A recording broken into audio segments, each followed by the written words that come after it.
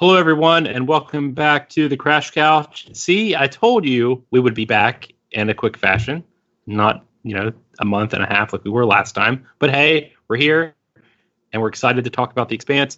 This time, episodes 7 and 8 of season 4. We're getting down to the nitty gritty of it all. And here with me today is a returning guest for the first time this season, Laura. Laura, how are you? I'm good. How is everyone else doing? We're good. We were lonely without you, but oh yeah, I was glad you're lonely finally back. Alone. Yeah. We also have Joel. Joel, how are you? I'm doing great. For what day is it? That doesn't really matter. I'm still alive. I'm happy about that. There you go. And finally, Ernie. Ernie, how are you? Some good, some bad. I guess one of the good things I want to announce here is that I actually sing better than Cass Anvar. So I just want to put that out there. That was pretty cool of him to actually do that on Instagram and post something that he promised us fans if we got the Expanse save. So thanks, Cass. I appreciate it. Yeah, very cool. Unfortunately, we do not have Ian for this episode. He is feeling a little under the weather. He does not have coronavirus. Thankfully, it's a different kind of sickness, but we do wish him well, and hopefully for the finale, which we will record here probably in about a week or so, barring any unfortunate or unforeseen circumstances, we will hopefully have the full crew. Yay! Yay! For the first time this season. Now, I'll before check we my start, DMs. Yeah, before we start, I want to say that Laura was not checking her DMs on Twitter, which is how we all communicate, and had literally no idea that there was any messages until I tweeted her, Laura, check your DMs. And she said, what? Yep. Well, so sorry to the two other people I was ignoring too. Whoopsie. It's like a pretty common thing between like me and my friends too, where they're like, just someone go yell at Laura to check her messages. I'm like, oop, sorry, I disappeared again. Well, Laura, since we haven't had you on any of the episodes, I'm sure that you just binged all of season 4 as soon as you could. Even though, don't get into the episode 9 or 10 discussion yet. But what was your overall thoughts on the season? Because obviously it's pretty different. Yeah, like on the whole season. Broadly, yeah, just like how it was, and production and how it looked. It definitely felt like something not separate, like it wasn't, it didn't follow from the rest of it, but it felt like it had it found a place with Amazon, found a new flavor. I'm trying to say this without getting too excitable because I know I can do that a lot. It was so good. The way I read the books too was kind of in I imagined sort of a Western vibe because it's, frontiers and stuff. Mm-hmm. And I kind of got that vibe too from the series or from the show. So I was really pleasantly surprised. And the casting was spot on. I love Bern Gorman, and I love all the people they chose for LV and Fayez and Lucia. Everyone, nice. So great. Did you have you had any not complaints, but anything you would do differently, or something that took you a little bit to get used to from going from a TV show to an online streaming show? I mean, it's not a complaint per se, but definitely for someone like me, it kind of would have been nice to have it released weekly. I miss doing the live tweeting thing with everyone. Although there was a system in place for that, which was nice. But I have zero self-control. So, the moment I reach the end of episode 1, because they're not going to not end it on a cliffhanger. I was like, well, guess I'm watching the whole first season immediately right now. So, oops. Yeah, I think all of us had that too. Yeah. I was like, I went in with good intentions. I was like, I'm going to pace myself. Nope, sure didn't do that. I think I think season 4 needs more swearing. I'm a swear guy, so I think more F words should be at launch in season 4. Like fun? Yeah. Yeah, fun, fantastic, fudge. What else is there? Fabulous. Okay. Firefly? No, that's it. Okay. Laura, I'm glad that you mentioned how that you had no self-control and binged it all, because last time when we recorded, I had mentioned that I actually never, like, I watched, up to episode 5 or whatever it was, and realized that I'd never finished the season. And just because, a lot of things happened, and the year 2020 has felt like an eternity at this point. Yeah. So... Yeah. Do you know, 2 months ago, we were thinking that there was going to be World War III? Yeah. That was 2 months ago. 3 months ago? That was this year. Yeah. Time is weird right now. I don't blame you. And that's what's over Iran. Let's see what's happening with North Korea right now. But let's not digress. Okay. Yep. Okay. Back on track. Not real world politics. Space science fiction politics. Yeah. Let's talk about slugs. Yeah. Yes. Because slugs were apparent and a huge threat in the one of these episodes, so both of these episodes. Yeah. So I didn't think we were going to see them because they kind of were going through a bunch of the stuff without getting the slugs, and then boop, they came in. I was like, oh, right when everyone's just going blind. I was like, man. Yeah, that's a 2020 mood too. Just everything's going wrong and wrong and wrong and wrong. Well, see, that's what I loved about these 2 episodes, especially because we're talking about 7 and 8. 7 was the shot in the dark, and then 8 was the one-eyed man.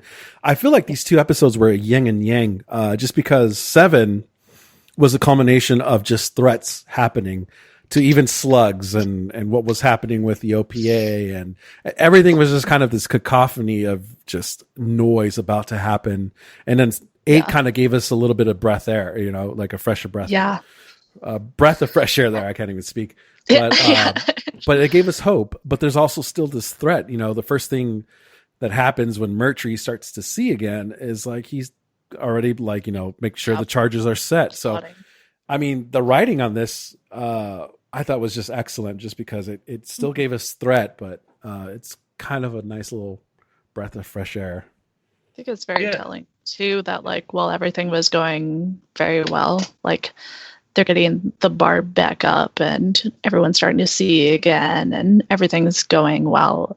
All I could feel during that was something's gonna go wrong. They're building up all this good hope just to crash it. I'm just more nervous now. Because I read the books and I've seen the whole series, but I watched it all way back when. So I was trying to remember exactly what happened. Yeah. I liked how these 2 episodes really sort of turned the show into a horror, or had, some aspects of it, just because you go and explore these ancient ruins, and who knows how long they've been there, or how long it's been since somebody else or something else has been in there, and you don't really expect. I assume the slugs came from the water, because we had the big tsunami, and they came from the water when the water was pouring into the ruins, and it's something that is. Because you can sort of expect to have something like that in real life too, but you don't really think about it until it happens. And the way that they portrayed it, and the way that they sort of built up the suspense of, maybe one of the Belters killing, because that was the whole point. You had the Belter killing the other guy, and that's how they figured it out. And then he came out of the water with a slug on his face. I'm like, what is that? I didn't even realize what it was at first, and then he just fell over, and then they eventually make the point to show that it's a slug, and then once it gets on your skin, you're screwed. So I just thought that was really interesting, and it's almost this monster following you around, and you have to look up and then hope that one doesn't fall on you, and it's very fascinating, very scary for something so tiny. Yeah. It's also the worst possible thing to happen when everyone's starting to go blind. Yeah. And that kind of, really affects Amos, and it kind of takes his power away, and that was kind of a cool little character niche that we got to see out of Amos, because he starts to go crazy. am so psyched we get to see more Amos. Yeah, but then he reverted back to his. I'm not sure it was the episode 8 or episode 7, but he spoke about when he was 5 years old when they came to get him, and that implied some really horrible sexual violence. That's how I read that. So it's definitely horrific. Yeah, I think they're like kind of weaving the novellas through, and I know the churn goes into his upbringing, so I think they're just kind of going to be plopping it in. So I think that was another point where they're like allude to the horror he kind of grew up in. Yeah, we kind of see why he's a machine when it comes to emotions sometimes. But I mean, we do see his softer side of him too when he starts kind of caring for this redheaded kid who's got the blindness now from this organism. And God, I just love the moments where it's just you never get a lukewarm feeling from him. It's just like you get one or the other, and you get this extreme anger from him, and he was just going crazy burning these slugs, and then when the sight comes back, he's back to protective Amos. It's just he's such a fascinating character to me. Oh, I love him so much. I think he kind of gets sold as like unfeeling when I think he feels things very deeply but processes them a little different or expresses them really different. Yeah, it just comes out as like very defensive. So he explained to Alex in the previous season, I believe, where, he just sees people in roles and he's, a protector and other people need protection. Yeah, he's like a psychopath in training or in rehab, I should say. Yeah. It's exactly what he is. I think he Well, I mean, because even the term psychopath, a lot of people think it's just like murderer, but it's not. It's actually way deeper than that. It's a lack of sympathy and emotion. And I think Amos to a certain degree can turn on the switch of psychopath, where, he becomes protective and even when he killed that guy last season, that was like probably the greatest Amos moment ever. Yeah. But I mean, he does kind of turn it on. It's almost like he has this emotional armor sometimes. And, it's kind of cool to see that play out. I definitely want to have a bear with Amos. I wouldn't want to be on his bad side, but I actually know it's not to the same degree, but that type of personality, and it's intense, and I have actually sympathy towards like the Amos types out there, right? Yeah. They're trying to do they're trying to protect people, they're trying to do the right thing. They just need some help. I like very that. Self-aware too of that he's not what he grew up with, and that he's not equipped with maybe the right tools to process everything. So he also kind of looks to other people and tries to mimic them. And he's coming into his own, which I like to see. Yeah, especially because Holden has to be his protector at this point. And it's almost like he's never experienced that before. Yeah. And that little turn of events where he starts to see again and he tells him, I get to say that I took you down or whatever. And Amos says, you could tell him anything. But it was just such a good character growth moment for Amos. And even for Holden to kind of admit, I need you, Amos. Kind of hold it together here. Holden and Amos, in the books too, it's super fun because they were good cop, bad cop, basically. Whereas just, Holden's the good guy and the good voice, and Amos is the fist, basically. Getting to see some of that, and also getting to see in these 2 episodes, the 2 of them get to be really affectionate. I was I didn't realize how starved I am to see just men being affectionate towards each other. Yeah. Because a lot of times you see really weird portrayal of friendships. It's always got to be competition and stuff. I'm they're just let them be friends and show affection for another. There's nothing wrong with bro love. There's bro love out there. Exactly. I love my friends. I am an emotional guy. There's nothing wrong with it. And yes, you're right, Laura. It's cool to see it out on screen and played out. Yeah. I've recently been told there's men should have emotions, so I've been working on that. What? I know. Yeah.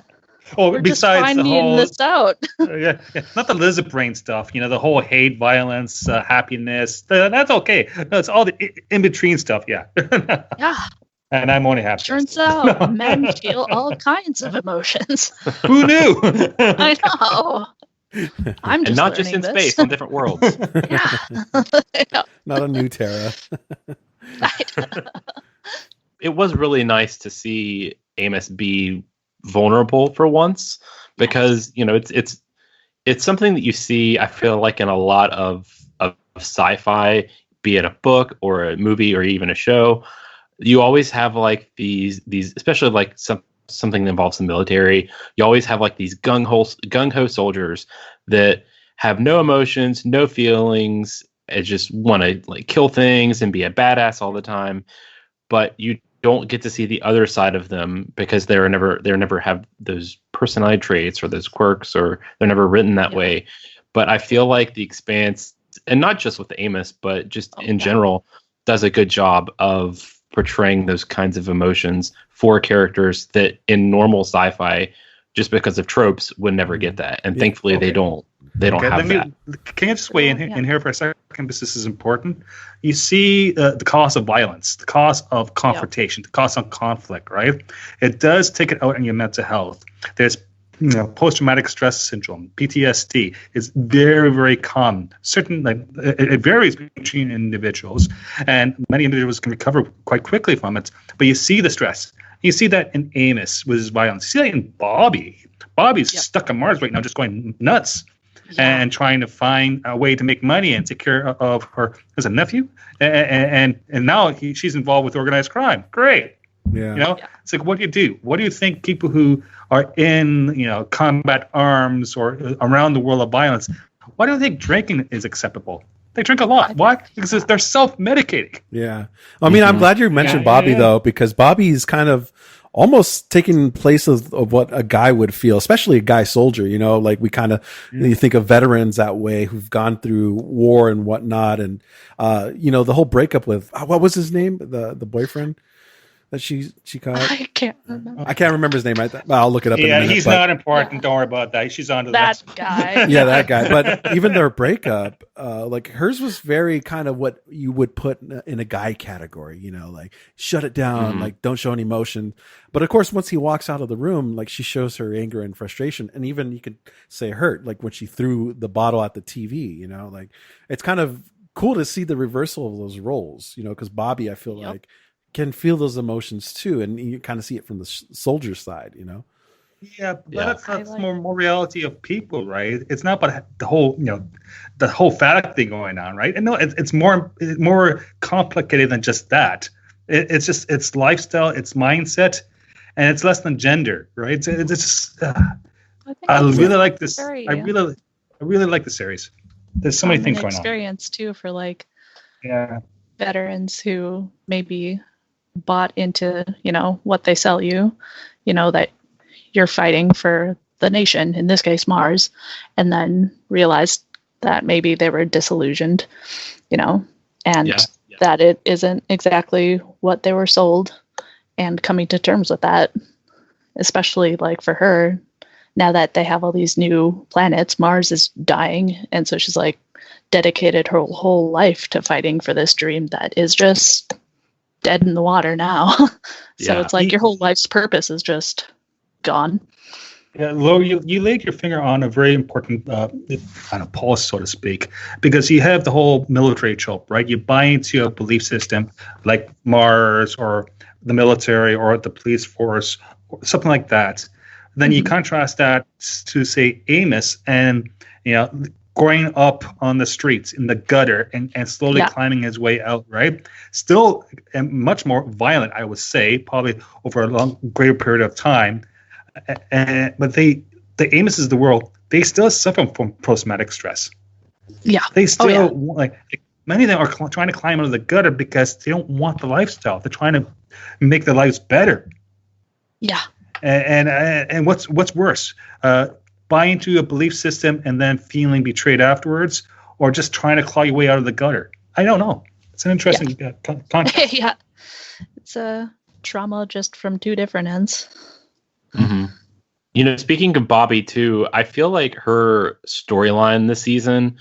I'd be curious to read the book too, to see how it contrasts at this point in the original story, because she sort of has been sidelined a lot this season. Like I'm sure it's in the background, like she has a importance, but right now she actually isn't in this book at all. Oh, okay. Yeah. Well, then I think that the would probably explain it. storyline, the storyline is from Gods of Risk, I believe, which is a novella. Yeah. Yeah, I had to remind myself of that too. I was like, oh yeah, this is just they put that in. Well, that would make sense because it doesn't feel shoehorned in, thankfully, but it does feel like it's part of a, like you almost kind of forget about it. And it's all detached.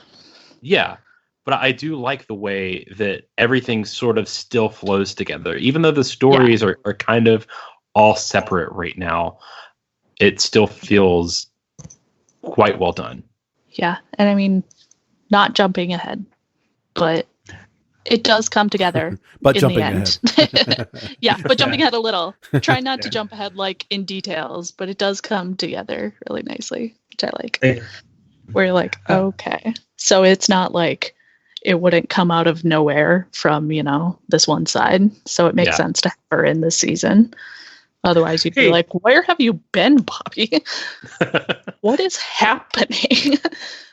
Hey, just to switch topics for a second, I just want to go on record saying this. I think the CGI on the Rosciante is amazing in episode 7 and 8. Oh, yeah. It's so detailed. Changing your tune, huh? No. This is compare that to the stupid yacht from season 1. And it's just night and day, right? Okay. Literally, it's outstanding. I'm not just saying that. Go out and check out season 4 or season 7 and 8, the Rosciante around orbit, right? Okay. Oh my God. It's like from a feature film. Really? Mm-hmm. There were points where it would do, the shots for the CGI shots of the ships, and it was literally breathtaking. I was like, this is gorgeous. Well, speaking of other tricks that they do too, I really like the slug moment. So you have the slugs on the faces, and then that guy keels over and dies, and Holden just kind of switches the switch on his flashlight, and it's kind of this black light kind of thing. And just kind of the effect of just showing you how many slugs are on this, structure. That was just a simple little trick, and I felt like it was really effective. Yeah, it is. Because I think everyone has a memory to go when they went to a fun house as a kid, right? Or an amusement park, and they used the gimmick with the green things on the wall in a dark room. And I think that translated very, very well into the TV screen. It was nice to see some action of some sort or drama in space. I know last episode I mentioned how even though it was nice to be in a physical location, I do miss something happening in space, and it was nice that we got to see some of that and some suspense happen. Yes. But yeah, Joel, you're 100% right. I am so happy that the show looks good from the start, but it has improved. And it just goes to show how talented some of the crew members are and the visual effects artists, and how lucky we are, because you can go back and look at something, even at this point 5 or 10 years ago, which seems like back then it looked fantastic. But then you have something now that is just, it blows it out of the water, and the more experience you have working on the same show, the better it's going to look. Yeah, and it's amazing. And a little aside here, I'm going to be a bit self-absorbed. Absorbed. So a lot of the scenes where the political scenes in episode 7 and 8 is filmed at Roy Thompson Hall in downtown Toronto. There's been a lot of episodes. They use that scene a lot in earlier episodes in earlier seasons. So it's kind of like it's been around for about 50 years. I know all the bars around there. I used to live in downtown Toronto. I was called to the bar and became a lawyer in that building right there. So each time I see these scenes, I see, hey, I remember being on stage and being called to the bar of Ontario as a lawyer. Yeah. And then went out and I drank a lot. That's interesting. I like that you worked in alcohol into the conversation, Joel. Save the kid, but I had to be right after. I got drunk there, yeah. There you go. Yes, sorry for my little aside. No, that's cool little I would tidbit, though. That's awesome. Yeah, if I had that, I'd be bragging about it all the time. You would, especially. Yes. Well, I guess. Oh yeah, constantly. It's mine.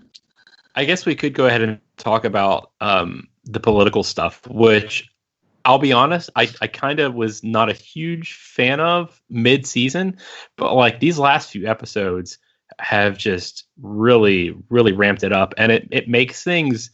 It makes such, like, when you think about, okay, you have an election and you have a politician that's trying to get re-election, and then you have this, it's a career politician nonetheless, and then you have the this young up and coming, like, sort of, for the lack of a better word, bought her way to be where she's at.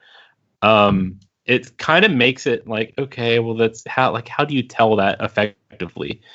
But I really liked this part of the story, and it's interesting to see Avasarala be challenged in a way that we haven't seen so far in the show. And honestly, I kind of wasn't expecting it because, it sort of emulates real life, where you have, if you're from a place where somebody has been in office for a long time and they never get challenged, you're like, oh, okay, well, it's just gonna be the same old, for better or worse.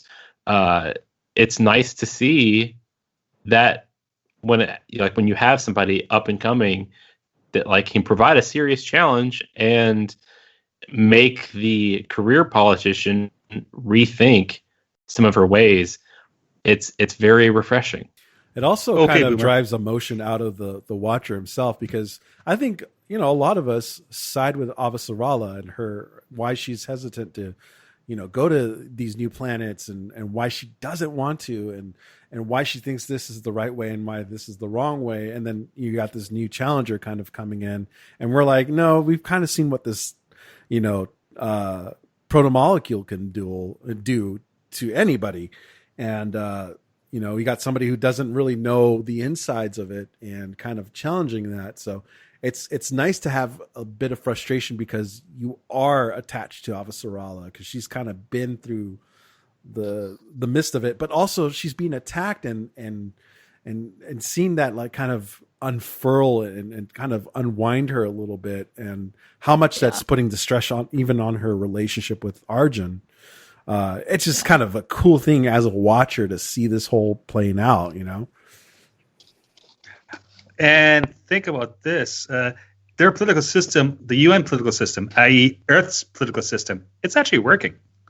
Because you have the old guard, Avasarala, right? Okay, being very, very cautious. And you have a new person, this Miss Gal person, and she's challenging on the right points. She's not wrong. Yeah. Avasarala is not wrong. They're just seeing things from different perspectives. They're actually very close. Yeah. Yeah. Well, I think, there's probably room for both of them in there. They're just gunning for the same spot.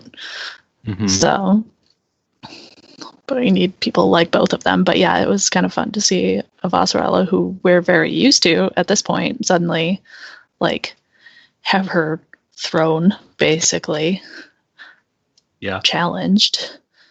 She has to fight for it, and you get to see her teeth. Like, you've seen her fight for stuff, but now you see her fight for her own position and start playing like these kind of dirty political games. Yeah. And I know that some people weren't a fan of her husband's recasting. I really liked it. I really like him, actually. I thought that he played very well as sort of kind of a foil to her. Do we know if the original actor who played that role, did he leave? Was he available, or was there a recast because of the chemistry? Usually they only recast when they have to, right? As a general rule. I'm not sure, what the circumstances were. Yeah. So, I mean, no, like the last guy was great too. He was very sweet. I think the new guy too is just also great. Yeah. If I recall, I think it was just scheduling conflicts. Okay. Interesting. Yeah, no. I might be wrong, but I think that's what it was. I think Vasarala just needs someone in there in her life to temper her, and her husband's having a particularly difficult time of it during an election. Yeah. And there's also the fact that the husband teaches Greek mythology, which ties directly into hubris and ego. Yep. Yeah. Hubris is always the ultimate sin. Achilles. Yep. Yeah. He was talking about Achilles at the time. Yeah, so there's a lot of that going on, right? And who knows what the future will bring to the series. I know they already wrapped season 5, but that's going to play out. So I can't wait. Oh, yeah. Yeah. I thought that was, since she's hopefully, fighting for the good of people on Earth, but he brings up very, I think, not incorrectly, that it seems at time like she's fighting mostly for herself and her position. Yeah. And also it's brought up too that she sorry, go ahead, Laura. No, I was just gonna say, like, I love her, but yeah, sometimes I was just like, it's very much like she's fighting for her own spot right now. Which is the contrast I was going to bring up, because her husband even says, you didn't want this job. And now she's like kind of playing dirty, to get the points up, like releasing the footage, all that stuff. Like she's playing dirty for her own pride. Yep. Yeah. And you have the head of the UN military resign, right? Over principle. Yep. Because he didn't want to serve someone who is so politically, motivated. Yeah. I think, I thought of this a bit when we were talking about Amos too, when we were talking about seeing him vulnerable. It's like, we also kind of get to see Avasarala, who's been very like a stone, or just immovable throughout this. You're kind of seeing her get pushed down a bit. I think, honestly, even though I like the fact that and I hate it for the character because you want to sympathize for her, and spoilers, but she loses the election. I think that's pretty evident. Like once things start to happen, I think it's pretty evident that she's wait, Chris, what episode are you on right now? Oh, I finished it. I watched the whole rest. I watched the whole rest. You watched season 5, yeah. He's writing it, in fact. Yeah. Whoa. He's writing some fan fiction, yeah. Novellas. Yes. But yeah, I was, you want to root for her, but you also kind of selfishly want her to lose, and it's a weird position to be in, because she's never been one to back down from her challenges for the first 3 seasons of the show. Yeah. But now she has to deal with it, and then not only have the political pressure, but also just like her marriage. And there's that you obviously see the tension there. And even not just with that, but even the people she has on her campaign staff too. So, and then she has just in the back of her mind everything with Holden and everything that entails. And it's just, you can obviously see the stress and the frustration, and you want to root for her, but then you kind of feel bad. You're like, well, maybe you do, not need a career politician in there. Maybe it is time for some fresh blood. So just the way that everything kind of plays out is just, it's so smart. Yeah. And she's being played by this OPA, very radical terrorist, Marco. Yeah. No, is it? Yeah. Inoris? Oh, and she's being played badly because Marco is winning. He's playing all the parties to his advantage. Yeah. Yep. This guy's going places, right? Yeah. Marco. Which is totally affecting the belt, and kind of separating them, because the belt itself has different factions, and it's very fragile, and it's starting to show its cracks a lot more. So much so that Drummer was like, screw this, I'm out of here. I'm done. Yeah. Yeah. Just a very good environment for someone like Marco to come in. Hey, I'm a big charismatic dude with big ideas. So here's a speech. Join me. And with a simple escape group, right? All the problems the Bolters face, it's because of the Enders. It's Enders. Yeah. I mean, the thing is, too, he's not always wrong. There's like a grain of truth in there. He's just going about it in a very bad way. Well, and he is a group to blame. Yeah. Marco's he's a creep. We can swear? Can we say cuss words here? It's up to Chris. Okay. You can just beep it out. You can say whatever you want. Ian is the one editing. Hey, Ian. All of my lines are just going to be beep. I will say I'm not. I mean, obviously, I'm not a fan of the character that we've seen so far of Marco, but like, I don't really think they portrayed him in the best way. We'll save his motivations and everything that happens with him by the end of the season for the next episode. But I don't think. I mean, and maybe I would feel differently if I just watched everything, episodes 1 through 10, like all at once, or if I read the book. But maybe I don't think that they set him up as a villain that well.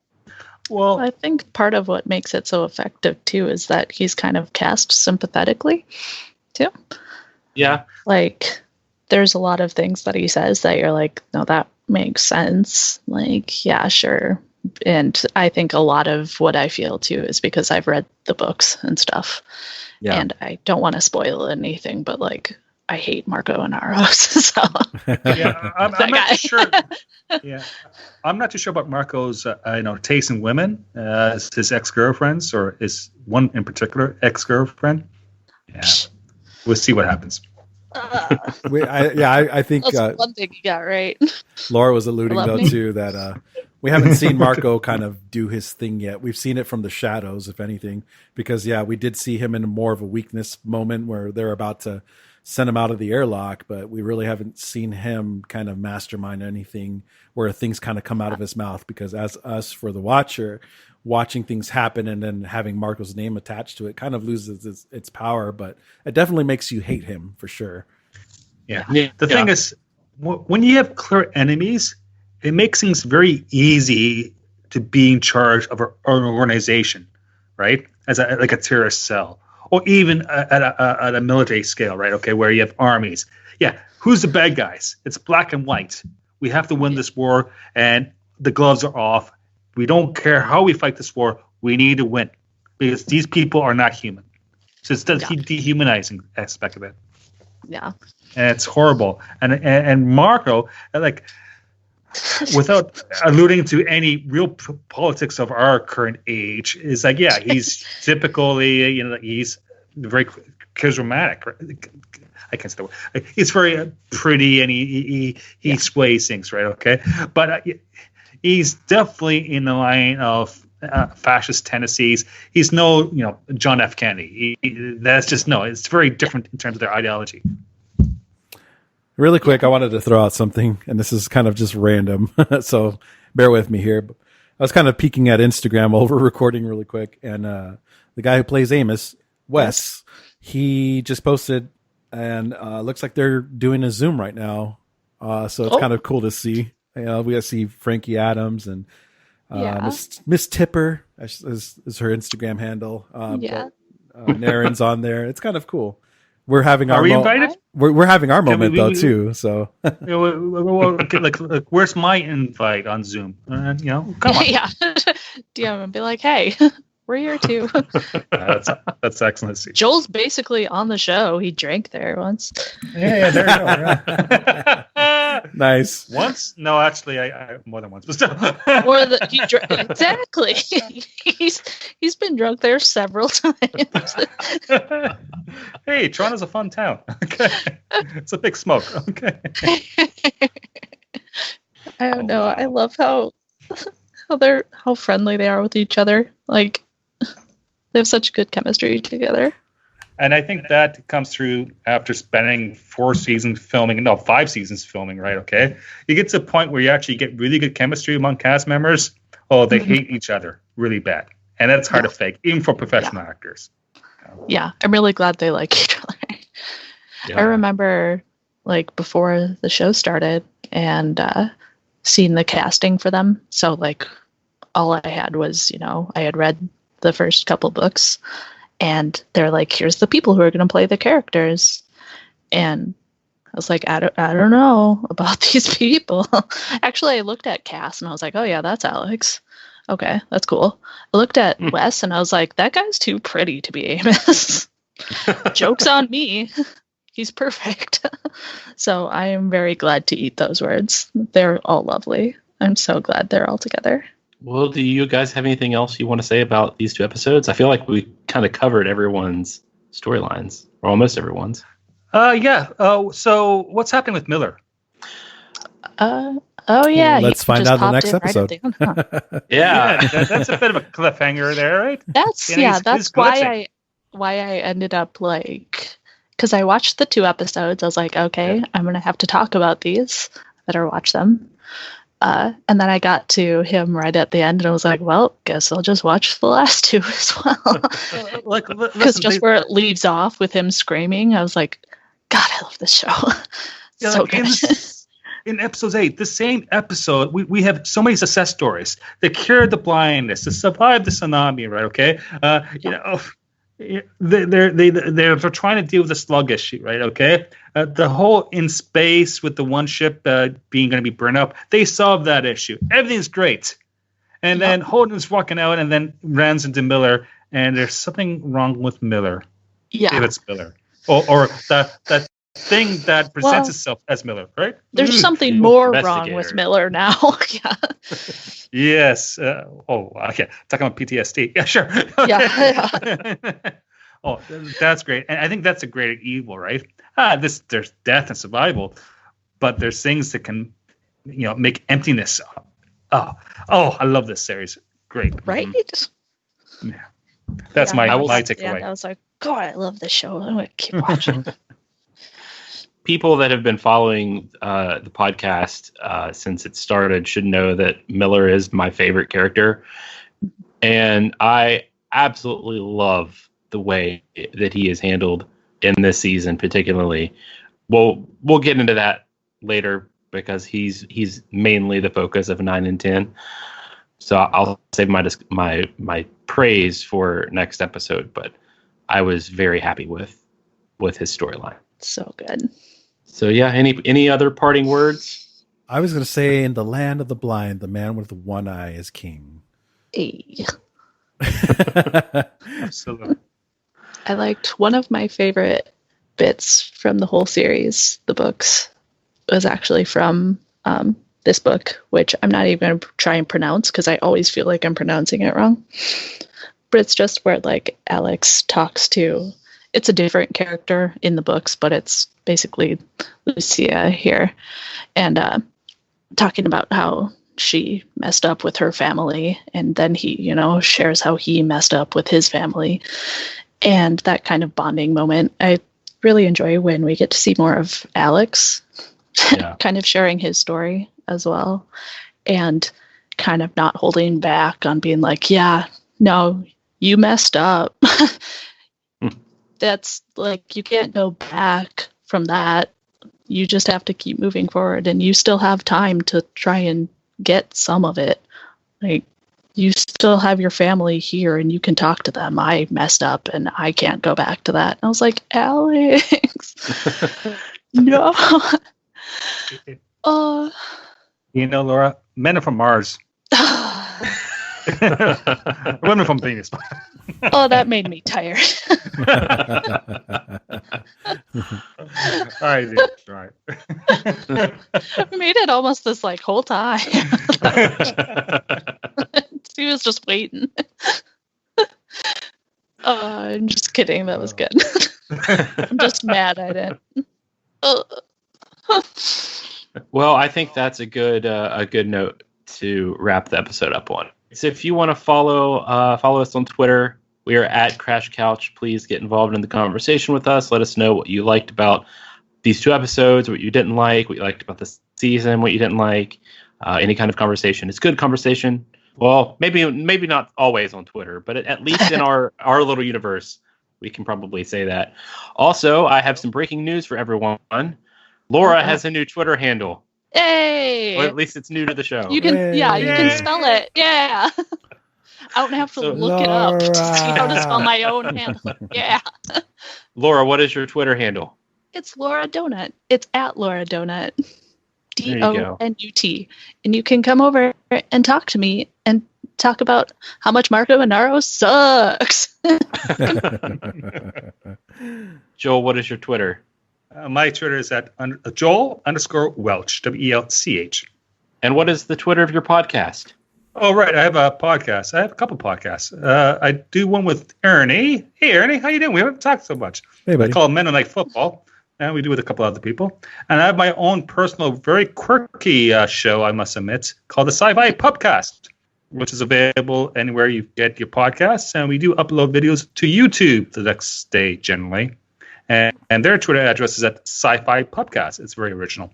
You can also find the Crash Couch currently being uploaded on Joel's Sci-Fi Pubcast YouTube channel too. So if you want to listen to the show that way, you can. So thank you, Joel, for that. Yeah. So basically, it's just like a podcast network, but we're not a network. There you go. Yeah, we're just trying to help each other out. That's basically it. Yeah. And finally, Ernie. Yay. You can find me on Instagram and Twitter at Your Buddy Ernie. I also have my show, Talking Earnestly. About to record a new episode here pretty soon, and I'm pretty excited. And yeah. Nice. And I realized that I didn't promote my own Twitter, which is at The Curse of Chris. I'm also going to be putting out my podcast soon once I can find time to record it. Hopefully it will be within the next week, but we'll see. I have a lot of things to say about the Final Fantasy VII Remake that just came out. So, yeah, hopefully I'll be recording with that soon. Thanks for listening, and we'll see you next time for episodes 9 and 10, the finale. See ya. Take care. Bye. Be safe.